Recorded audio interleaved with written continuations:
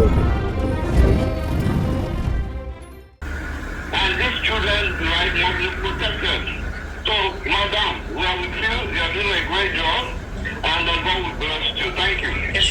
Emi go there, but she right thing. Emi come and reach out to international communities. Ló bá tán de fẹ́. To me. There, but she right thing. Emi come and reach out to them. If you don't start talking about those children and their parents, emi come and reach out to them. Why are you talking to? Hello. Ẹ bá fẹ́ wípé ẹ lè sọ̀rọ̀, èmi ò ní bá yín sọ̀rọ̀, mi ní bá yín mesmerize lórí social media kí n máa bá yín bú èbú. I will continue to talk, I will continue to hammer on what I believe in, and I will continue to speak about those children and their parents. And if you continue like this, ó máa bẹ́ ní ìyọ̀ ọmọ sọ fún yín. Ada fún ọ. Ẹ̀yin tó ló máa níyẹn gan pẹ̀lú international community tó ló fẹ́ involve lórí ẹ̀. Ó ló padà mú fídíò ti tèmi yìí jáde o. Torí Yinka Tnt ibi tá a fẹ́ gbin obì sí. Obì ti fẹ́ padà lálẹ́ wù bẹ́ẹ̀ ni Yinka jọ nítorí Ọlọ́run. Ọ̀pọ̀lọpọ̀ àwọn èèyàn wọ́n ti gbé fídíò wá bá mi, wọ́n ní kí n máa bẹ̀ gbogbo wa bẹ̀ báyìí pé international community yẹn gan ni ó lè kó tètè bá wa involve lórí màtá yìí. Ìyẹn ni òfin ní jẹ́ kí olódodo kó kú sípò ọ̀kà. Òun ni olóore òfin ní kú sípò ìka o. International community yẹn ni torí international community tó o bá ti involve wọn lórí màtá yẹn. Ṣùgbọ́n jẹ́ kí kọ́kọ́ ṣe àwọn analysis kan fún ẹ kó o lè mọ bó ṣe rí o. Ọ̀rọ̀ eléyìí ò ń sọ̀rọ̀ Iraq tó òfin threatening lórí fídíò èèyàn wípé ìgbà tí yóò sọ pé Iraq kíní kan máa bá wọn kó ní connection. Ọ̀rọ̀ eléyìí yàtọ̀ sí Iraq orí anybody bá ẹ dá sí ìkọ̀kan anybody. Ṣùgbọ́n lórí eléyìí ìtajọ mọ̀ yìí èèyàn àwọn tó gbéṣẹ́ fún ẹ làwa máa fi ẹ́ pàrokò rán bá lọ padà bá wípé 1 billion ò tó bẹ́ẹ̀, 13 ẹ̀ ò tó bẹ́ẹ̀, 16 ẹ̀ ò tó bẹ́ẹ̀, 3 ẹ̀ ò tó bẹ́ẹ̀, 30 ẹ̀ ò tó bẹ́ẹ̀, trillion ẹ̀ ò tó bẹ́ẹ̀. Ó lè ṣe náàdà. Bring it on Yinka Tnt kó wá wo ẹni tó máa padà jẹ gbá. And if key is not taken, sórí lórí màtá ìtàwọn èèyàn bá ẹsọ tó rò tó ń sọrùn kọ́ yìí tó ń sọrùn kọ́ yìí tó ń halẹ̀ mọ́ everybody wa all over the world. Ọlọ́run má jẹ́ kó jẹ́ pé ìwọ náà máa fi palẹ̀ rògbòdìyàn tó wà lẹ́yìn. Ó dẹ̀ pé o ti ṣe àwọn kan bí kan tán níwà fowó ara ẹ̀ ṣe rà. Ẹ wá wo ọ̀bọ ni yóò para o, ọ̀bọ ti fẹ́ para ẹ wá wo ọ̀bọ, ẹ wá wo ọ̀bọ, ọ̀bọ ni yóò pa, ọ̀bọ ni yóò para ẹ wá wo ọ̀bọ, ẹ wá wo ọ̀bọ, ọ̀bọ ni yóò pa, ọ̀bọ ni yóò para ẹ. If we don't come out and speak about those children and their parents, àbí ibo ni parents àwọn ọmọ yẹn wà láti ìjọ́ tí ọ̀rọ̀ yẹn ti ṣẹlẹ̀. Somebody like us, we are many, àwa gan ní trace inú kéèsì wọn, we want to know them. Àwọn tí ọmọ wọn ṣe aláìsí a fẹ́ mọ̀ wọ́n kí wọ́n bọ́ síta ká rí wọn. Now international community tó lọ fẹ́ gbé wá ìyẹn ni the best way sẹ́ẹ̀. Ibi tí a fẹ́ gbé obì sí obì padà lálẹ́ òun bẹ̀ nítorí wípé international community tó bá bẹ̀rẹ̀ tó gbéṣẹ́ yìí fún wọn tó bá bẹ̀rẹ̀ investigation àwọn ò ní ọwọ́ kúdúrú lẹ́yìn tó fẹ́ gbà. Kò sí wípé mo ní connection kan síbẹ̀, àwọn kì í ṣe ti Nàìjíríà o, mo mọ̀ yàn mo rí yàn mo ṣe gbá kan bí kéèsì yẹn bá ṣe rí náà ṣe máa investigate yẹ o. Ló bá padà ṣẹ́ṣọ́ ìyà fún Tinubu àti gọ́ọ̀mẹ̀ntì ẹ̀. Inú mi á dùn nígbà tí wọ́n ti ṣí ẹ̀kíní fún mi látàná ni mo ti jó jàgídí dòdò wípé gbogbo iṣẹ́ tí ọ̀pọ̀lọpọ̀ wá pariwo lọ́ọ̀ láìpẹ́ Nàìjíríà ti ká ṣípa ìyà ó ti gbé iná ebi ti pa àwọn èèyàn kú pẹ̀lú pọ́lísì bàbá Tinubu. Ìgbẹ̀yìn ní international community á lè mọ̀ wípé òtítọ́ là ń sọ. Àbọ̀ ọmọ ipá ṣe investigation ni investigation yẹn wọ́n á dẹ̀ ṣe débi wípé program give away tó fẹ́ ṣe ǹjẹ́ Oriyomi ti ṣe àìmọye give away program. Of course yes, wọ́n á gbé jáde, wọ́n á ní àwọn nǹkan tó wà nílẹ̀ náà ẹ̀rí. Ǹjẹ́ Olori Naomi ti ṣe rí màmá àtàwọn family àtàwọn tó ti benefit from it at least ní Ondo state wọ́n ní yes, wọ́n á dẹ̀ tún kó proof náà jáde. Program ti Ìbàdàn ṣé wọ́n pín oúnjẹ fáwọn ọmọ ni wọ́n fi kú ni àbí báwo wọ́n fún wọn lọ́rùn pa àbí kinní kan. Lára investigation yẹn kí kátíyé ti farabalẹ̀ o, ẹjọ́ lèmi máa kọ́ kí tó kọjá ní o. Mo kàn fẹ́ kó mọ̀ wípé o ò ní wèrè débi tó máa ní dangbana. So wọ́n á wá jẹ́ kán mọ̀ torí àwọn ìyá ọmọ tó ní ká speak about them wọn tó fẹ́ involve international community wọ́n á ṣẹ̀wọ̀n àwọn gan ló yẹ kó wà níbi tí Oriyomi àti Olori Naomi ibi tó wà yẹn àwọn ìyá ọmọ yẹn àwọn ló yẹ kó wà ńbẹ̀. Ìdí wọ́n make announcement pé wọ́n fẹ́ bẹ̀rẹ̀ kan ní ṣé 8 àbí 10 àárọ̀ ìdí tí wọ́n ṣe ti lọ sùn síbẹ̀ mọ́jú wọ́n á sọ nínú òtútù tó gbé àwọn ọmọ kéékèèké tó gbé wọn lọ sínú òtútù wọ́n á padà wá sọ ìyẹn nọ́mbà 1. wọ́n á tún jẹ́jọ́ míì wọ́n á ṣàlàyé fún gbogbo àgbáyé pátápátá wípé ìdí tí àwọn ìyá yẹn tí wọ́n ṣe ń gbé ọmọ wọn táwọn fúnra ara àwọn òògùn fẹ́ǹsì tí wọ́n ń gbé àwọn ọmọ kéékèèké tí wọ́n ń jù wọ́n látòrí fẹ́ǹsì tí wọ́n ò mọ bí ibi ibẹ̀ yẹn ṣe jìn sílẹ̀ tí wọ́n ń ju ọmọ tó máa ń forí tọlẹ̀ torí fọ́ pápá rọ pápá kán sọ́rí lẹ́sẹ̀ wọn kán ìdí tí àwọn ìyá yẹn fi hùwà rádaràda yẹn wọn á wá sọ àti oríṣiríṣi nǹkan tó ṣẹlẹ̀ ń bẹ́ẹ̀. 5,000 ọmọ náà nídìí how many people ló wà ń bẹ́ẹ̀ kí ló dé tí wọ́n ti dúró sẹ́wọ̀n tẹ̀ tí ìwọ́nú venue gangan tí wọ́n ti fẹ́ ṣe program Yinka Tnt bóyá ó dẹ̀ kó ti gbàgbé torí hatred tó ní sí Oriyomi àti Naomi ó ti rúbọ ẹ lójú o ṣé o mọ̀ wípé wọ́n tẹ̀ tí ìbẹ̀rẹ̀ program ṣé o mọ̀ wípé wọ́n rí program yẹn ṣe dèní lẹ́yìn inú everybody á dùn láti jẹ́ kí international community mọ̀ wípé even the program has not started. I think Oriyomi said prayer between 8 or 10. The program itself, the Christmas giveaway program have not started at all.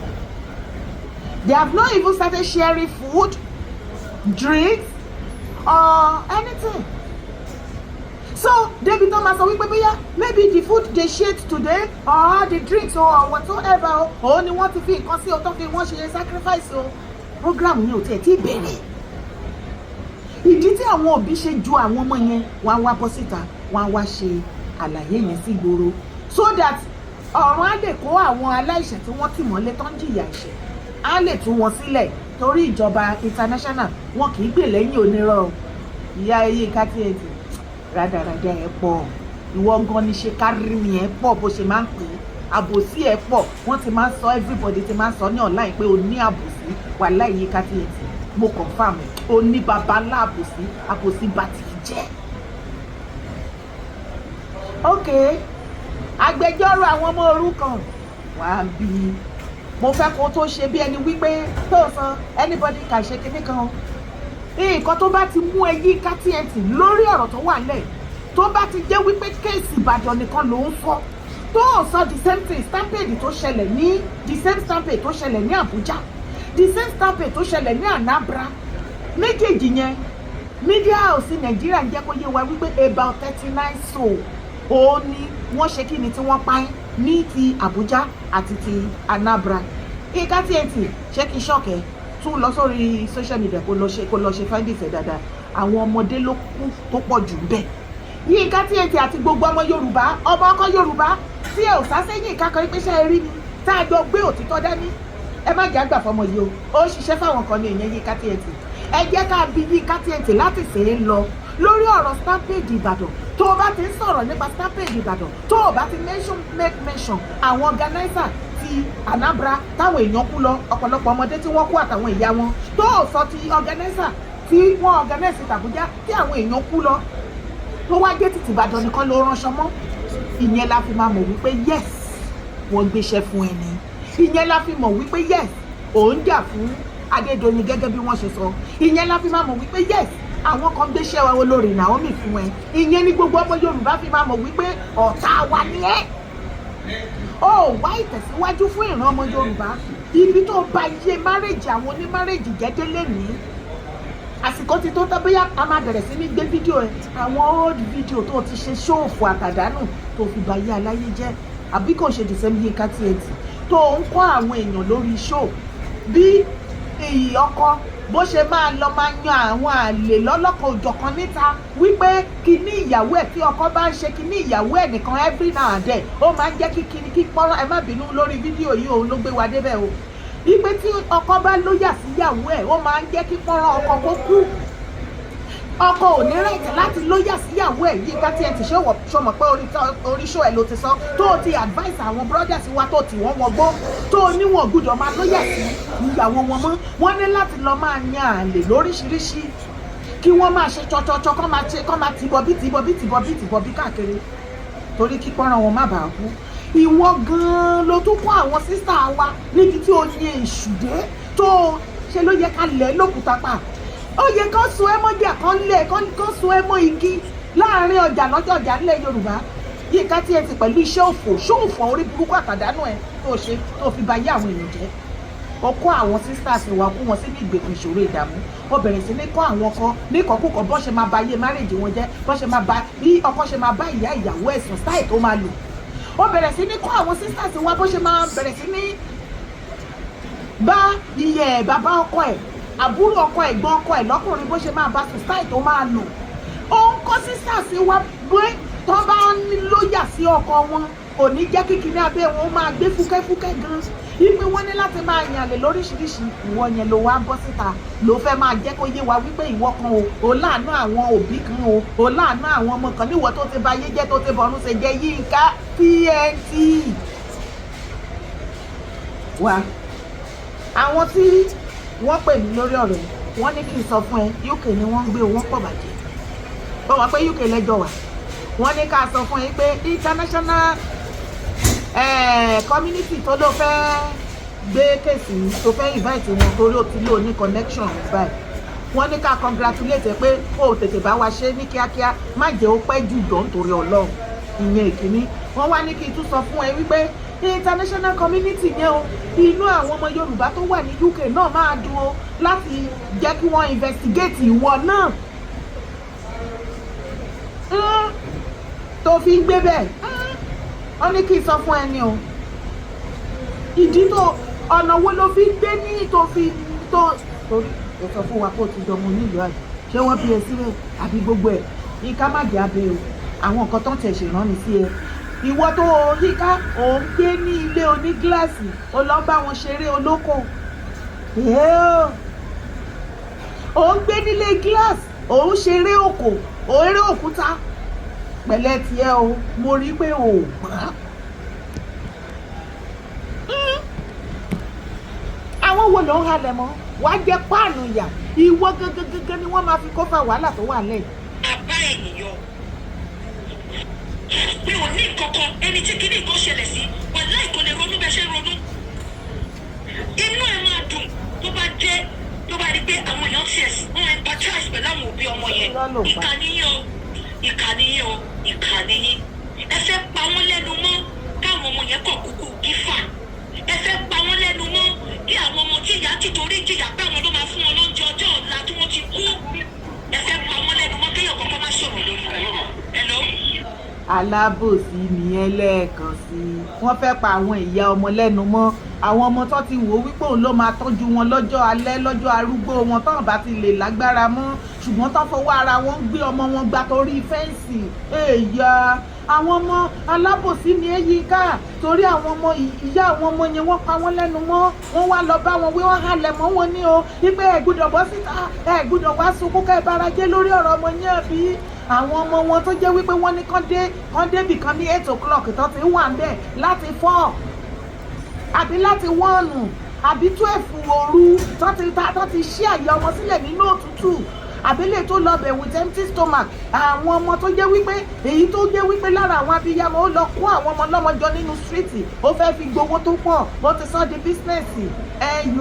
àwọn ni àlọ́ ní àbòsí ṣé o mọ̀ pé Oriyomi ló gbọmọ lọ́wọ́ wọn tó wá ń wí wọn jẹ wìn Prophetess Naomi ló gbọmọ lọ́wọ́ wọn ó wá mú wọn jẹ ìjẹba kúkú ti rí àwọn méjì ẹ tó kù tẹ̀sán àtọ̀jáàmù online wọn ló fi kájọ ni ó fi kájọ àjẹ ẹ rí torí mansion tí Naomi kọ́ òun ló ṣe kọ́ torí òun ni ìyàwó gọ́vnà òun ẹ wá gbọ́ o ẹ jẹ́ kí n sọ kọ́kọ́ fún yẹn ọmọ Yorùbá ẹ má rò wípé gbogbo nǹkan tí Yinka ṣe kò lọ́wọ́ politician àwọn politician ti gbéṣẹ́ fún ni o APC hànrán oníṣẹ́ mọ̀ wípé godfather ní K1 the ultimate àti MC nǹkan tó ń sẹ́wọ́n nìyẹn wà láì K1 àti MC àti gbogbo àwọn tó gbé yìntì tó fẹ̀yìntì tó ṣe ròyìn kó jámọ́ nǹkankan ìwọ tó jámọ́ nǹkankan by the time tá bá ṣe tán pẹ̀lú ẹ̀ tá bá bẹ̀rẹ̀ pẹ̀lú ẹ̀ kò tí ì ṣe tán tá bá bẹ̀rẹ̀ pẹ̀lú ẹ̀ lórí social media yìí gbogbo wọn á sá lọ fún ẹ ó dẹ̀ pọ̀ ní ta ẹsẹ̀ ẹ wá gbọ́. iléeṣẹ́ yìí Tinubu ló ṣe nǹkan yìí gbogbo yìí máa gbé Tinubu ṣépè ni gbogbo yìí máa kọ́ ọ̀nà ní méjì Tinubu ti tẹ ọmọ pírẹsidẹ́ǹtì ti pa yín ó ti pa wọn lọ yín ó bá jẹ́ pé ìfún kan jẹ́ gọ́ọ̀nà Mákindé yẹn ìdílé ẹ̀ ṣe nǹkan yìí ẹ máa gbé ṣépè ẹ máa bọ́ síta torí ẹ máa bí ìgbẹ́ lẹ́wọ̀n. ẹ̀yin tọ́mọ yín ṣaláìsí tẹ́ bá rò wípé Yinka Tnt is the right person tó ń jà fún yín Yinka ò jà fún yín o politics ló ń jà fún o ó ń defend APC ní o kẹ́ ti gbọ́ lẹ́nu ara ẹ̀ ó ní tó bá jẹ́ Ṣèyí Tinubu òun ló ṣẹlẹ̀ sí ó ní wọn ò ní gbà fún kẹ́tì rí ibi tí ó ń lọ ànótẹ́ yìí I tell you ànígẹ́ yìí ò mọ nǹkan tó fẹ́ torí ó dẹ̀ pé agbo ẹ̀ ti kún ó ti kún àkúnwọ́n sílẹ̀ ní orí social media sórí àwọn ìyá tó ń sórí gbogbo oríṣiríṣi tó yìí ṣe fún ẹ tẹ́lẹ̀tẹ́lẹ̀ eré ló máa pè sórí this time around tí ayé ò bá làbà sketchy sórí social media sọ wípé ìwọ ló ní ajẹ́ wípé ìwọ ni Mark Zuckerberg ó ti gbà lọ́wọ́ ẹ̀ especially lórí Facebook rádaràdà òde ayé gbọdọ̀. ọmọ twenty ipe ẹ máa bẹ̀rẹ̀ sí ní report page mi because mo sọ̀rọ̀ nípa àwọn ọmọ tó kú ẹ máa bẹ̀rẹ̀ sí ní report page mi because mo decide láti máa wálé nínú rubbish jẹ́ ìṣe mo di plan láti máa wà part of it ẹ wá ní ẹ máa bẹ̀rẹ̀ sí ní report page mi kọ́ lè gbé page mi wálẹ̀ well tí agbára yín bá kà ẹ free láti ṣe. èdè àpẹẹrẹ ọmọ Mark Zuckerberg ìyàwó ẹ. now wọ́n sọ̀rọ̀ nípa àwọn ọmọ tó kù gbogbo ẹ̀yin tẹ́ ń gbé ní abroad kẹjá ẹ̀yin ìyá tẹ́ ẹ̀ sọ fún mi pé kí n já ní bẹ́ẹ̀ ó wà very very disappointed when ẹ sọ bẹ́ẹ̀ ìmí ìlú yẹn ọmọ ẹyọ kan ṣoṣo ló bí láyé ìmí ìlú yẹn kó tó bí ọmọ ẹyọ kan ṣoṣo yẹn ẹ̀mí ẹ̀ fẹ́ bọ́ ìmí ìfi arúgbó bí ọmọ ẹyọ kan ní ìka yóò jẹ́ ṣe tiẹ̀ bẹ́ẹ̀ kò bá jẹ́ ti ẹ̀yin ló ṣẹlẹ̀ síbẹ̀ ẹ̀yin pẹ́ ṣe wáyé ẹ̀yin ẹ̀fà. Yinka Tnt àní tí ò bá ti mention stampede Abuja àti Tanabra tó jẹ́ pé ti Ìbàdàn nìkan ló ń sọ you are working for some people wọ́n ti gbé owó fún ẹni àwọn kan ló ń ṣiṣẹ́ fún àwádìí ti mọ̀ àwọn òde ní jẹ́ kí olódodo kó kúkú sípò ká tá a bá ní àwọn gan-an tó ní fọ́ọ̀tì gangan tí international community tó fi máa jẹ́ kí táwa gan ní ìdí ẹ̀ òun ni wípé àwọn ọlọ́pàá Ìbàdàn àwọn gangan lẹ́ni àkọ́kọ́ tó yẹ kó tì mọ́lé tí wọ́n ti lọ fún ní information wípé àsìkò báyìí ìgbà tí wọ́n rí wípé àwọn àsìkò tó fẹ́ bẹ̀rẹ̀ program kò tí ì tó tí àwọn èèyàn dẹ̀ ti pọ̀ bẹ́ẹ̀ yẹn kí ni iṣẹ́ wọn kí ló yẹ kó wá ṣe àṣẹ ọlọ́pàá tí wọ́n jẹ́ are they not there to protect the masses to protect the citizens to make everything in order to make everything orderly wọ́n ti fail iṣẹ́ wọn àwọn gan ló yẹ ká àwọn lẹ́ni àkọ́kọ́ tó yẹ kó wà nínú ibi tí wọ́n ti Naomi àti Oriyomi mọ́ Yinka tí ò bá ti sọ tí ò sọ̀rọ̀ lọ sí stampede Anambra tó ṣẹlẹ̀ the same ti ṣẹlẹ̀ ńbẹ̀ àti Abuja everybody ní irọ́ ni Yinka pa ó ti lọ́wọ́ kan nú ó ti ní àbòsí nú Yinka is up to something àwádìí máa jókòó tiẹ̀ ní orí social media lórí kéèsì àjọ máa mú nǹkan lẹ̀ ò Yinka àjọ máa mú nǹkan lẹ̀ mórí tó sọ everybody bú àwọn kan wọ́n ṣẹ̀ṣẹ̀ sí Facebook wọ́n fẹ́ fi content fi build content èèyàn kan náà nìwọ náà fi build tiẹ̀ náà ṣé o gbé views wá ní ìgbà tó wá láti ilé ẹni tó wá sí ṣọ́ọ̀bù sí orí social media just like every one of us ta lẹni nínú wa tó kó views wá kò ṣe pé tó bá dé online náà content oní content kan tó ṣẹlẹ̀ ń bẹ̀ ní gbogbo wa jọ ń dá sí ta ló ń halẹ̀ mọ́